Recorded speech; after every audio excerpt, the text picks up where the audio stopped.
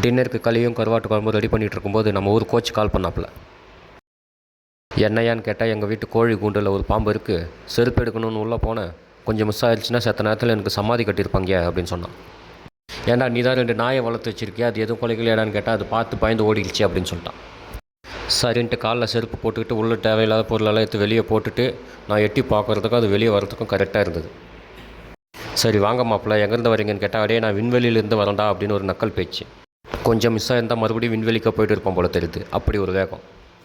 டேய் ஓடிடாதடா, நீ இல்லைனா எனக்கு கண்டென்ட்டும் கிடைக்காது, என்டர்டைன்மெண்ட்டும் கிடைக்காதுன்னு பிடிச்சி வாழை பிடிச்சி இழுத்து வெளியே நிற்க வச்சிட்டேன்.